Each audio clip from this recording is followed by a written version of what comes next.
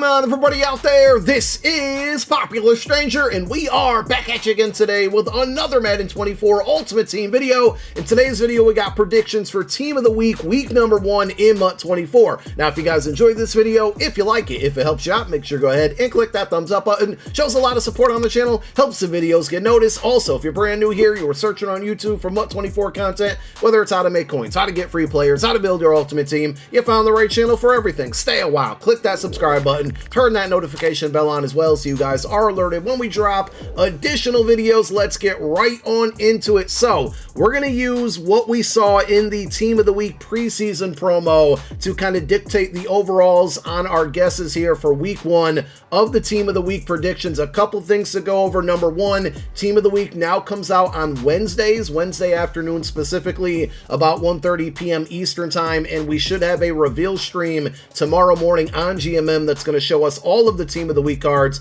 that will be coming out later in the afternoon. We might get a teaser or two on Twitter later tonight. That can be expected, and if we do, we'll probably drop a quick YouTube short showing you guys what they teased out. Now, I expect the champion cards to be 88 overalls. I don't think we see a bump up to 89s until at least after the Ultimate Kickoff promo, which is going to be coming, at least part 2 of that promo is going to be coming this Thursday. And also, with the preseason, we got basically 4 champions, 2 on offense, 2 on defense. Likely what's going to happen is we're going to see 2 88 overall players of the week, and that's going to be 1 on offense, 1 on defense, and then 2 88 overall legends. And those will be players that are not currently in the NFL anymore, but had a good week 1 performance in a prior season. We're not going to take our guesses on those. I want to see if EA keeps that same format. Hopefully they do, but another thing that they typically do is give us 2 LTDs, 1 on offense, 1 on defense, and those are current day players who had a good performance in week 1, but in a prior season. So I got 2 examples of that we'll give you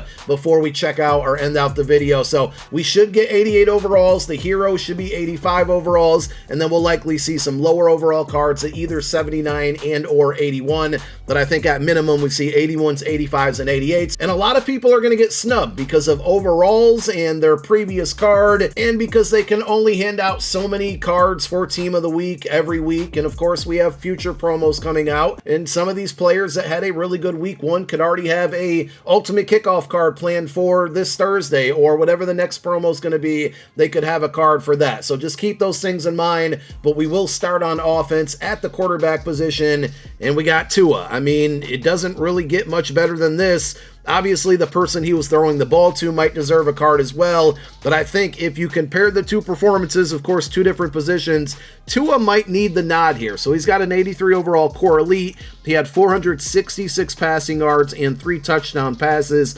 If he gets a card, it's going to be an 88 overall. He deserves to be the offensive champion. A good example of a player who already got a card but had a pretty good week, Jordan Love here. Of course, he already has an 84, so they're not going to give him an 85. And also, Tua had a much better week, so they're probably not going to give him the 88. They're just not going to give him another card. But I kind of more so want to use this as kind of a teaching moment on why certain players might not get cards even though they had a good week. So Jordan Love, 245 passing yards and 3 touchdowns. But I think if he plays well through the duration of this season, he's going to have some pretty good MUT cards, and that Headliners is a really good budget quarterback. At running back, we got a couple examples here. So Christian McCaffrey, probably the most deserving. But again, if Tua gets an 88, Christian McCaffrey's not going to get a card because they're not going to give him an 88, and he also plays offense. It would have to be one or the other, but we do want to point out his performance here, which is 152 rushing yards and a touchdown. I think he averaged almost 7 yards per carry, had a big 60-plus yard run.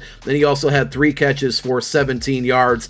Breece Hall, it was so good to see him back yesterday. I'm sure he was excited himself coming back off of an injury where he had such a good rookie season that just got put to a halt, and all the reports were that they were going to ease him back into the game plan, and he got a lot of carries. He had 10 carries for 127 yards. He had 1 catch for 20 yards and no touchdown, so he probably won't get an upgrade. If he does, maybe they give him an 85 overall, but he had a really, really solid week number 1, and I'm sure he'll get an upgrade eventually if he doesn't get it this week. Tyler Algier didn't really have a ton of yards, only 75 yards on the ground, but he did have 2 touchdowns. Currently only has a 76 overall gold card, so if they do 79s, he could be a candidate for that. If they give him an 81, I wouldn't be mad at that as well. As I mentioned earlier, Tua was throwing the ball to somebody for all of those yards, and the bulk of them was Tyreek Hill, 11 catches, 215 yards, and he was on the receiving end of 2 of those 3 touchdown passes by Tua. So,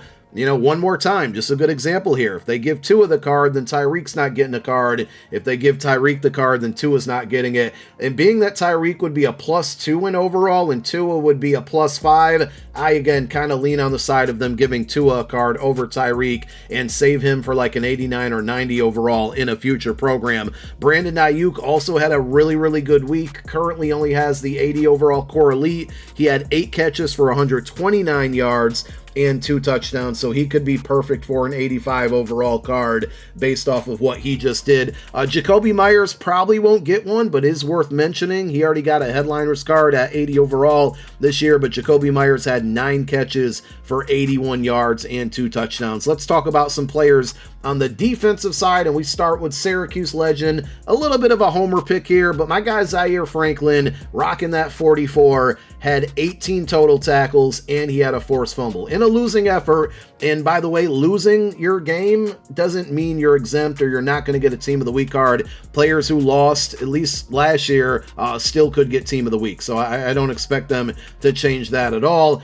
Josh Allen, not the quarterback, because the quarterback stunk last night. 3 interceptions, a fumble. He pretty much kind of led the Bills to an L there. But the defensive Josh Allen had 3 sacks in week number 1, so with an 82 overall, maybe he bumps up to an 85. I don't think he had a good enough performance to get the 88 overall because TJ Watt exists, and TJ Watt, even though in a losing effort, had 3 sacks and 2 forced fumbles. Now, he already has an 86. Kind of like Tyreek Hill, do we really want to see a +2, or do we want to wait for a better program where he might get an 89, 90, even 91 overall card? So certainly worth mentioning, but I don't think he gets the champion card on the defensive side. Drake Jackson got a headliner's card, only a 79 overall, so maybe he's a candidate for an 81 or even an 85. He had 3 sacks in his week 1 performance for the 49ers against the Pittsburgh Steelers. Montez Sweat, this is a tricky one, right? He had a pretty good week, a sack and a half and 2 forced fumbles,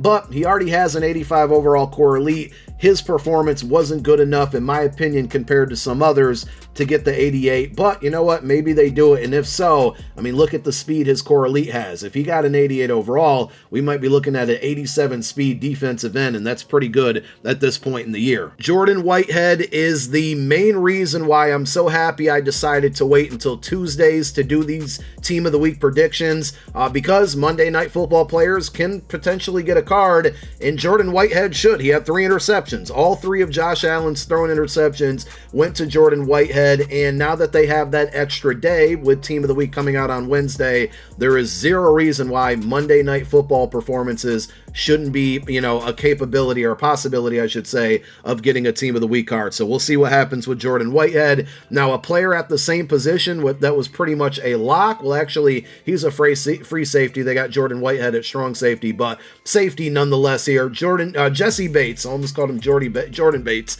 Jesse Bates, 6'1", not really good at man coverage, but good zone, solid hit power. He had 2 interceptions, and the Falcons win his debut for Atlanta there. So I think a lot of people think he's going to be the 88 overall, and I wouldn't be too mad at it, but there's one other player that I don't see enough people talking about, even though they lost. DeForest Buckner, he filled up the stat sheet. He has an 83 overall core elite, and I know defensive tackle isn't a sexy position when it comes to MUT, but he had 7 total tackles, 1.5 sacks, 1 forced fumble, and a touchdown. That is Team of the Week worthy performance to me. Just because I want to be a homer, we're going to throw Darius Slay in the mix. He had the pick 6, almost had a 2nd interception. I think if he got that one, maybe he's a lock for a card, but being that he has an 85 overall, really the only room or place to go here with him would be an 88, and he did not have that good of a performance to deserve that. Now, earlier I mentioned that they may do the LTD format where it's current day players who had a good week 1 performance in a prior year.